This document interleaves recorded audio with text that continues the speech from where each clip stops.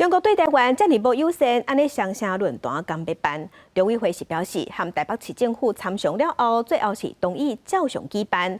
不过，若是这段期间，中国加强对台湾的威胁和恐吓，台北市政府嘛答应讲会配合中央政府的决定，随时把这个活动延后，避免加速中国政治宣传的工具。为了营造两岸关系的和谐气氛，政府这里愿意释出最大的善意。我们先同意上海访团来台参加双城论坛。今年台北、上海双城论坛按算17举行，之前有风声讲，因为中国真接扰乱台湾，这个活动可能会冻点。陆委会11开记者会，宣布审查的结果，确定会放行，让台北市府会当继续安排相关的工作，不过有前提。如果这段期间中共对台施压的情势恶化，那台北市政府会配合中央政府的决定，随时延后活动。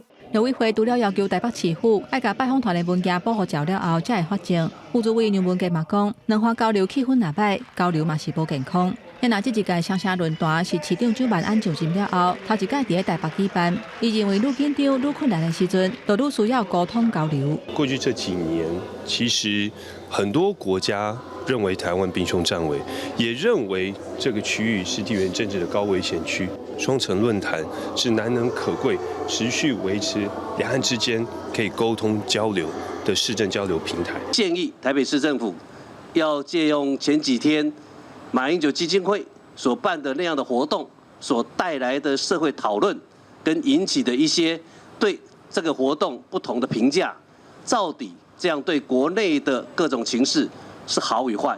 希望台北市政府能够审慎的去评估。多用台提醒，就要会记哩顶一个中国学生团带来风波，希望台北市府对来拜访的人，除了沟通，嘛要有管理，才会当避免无必要的冲突。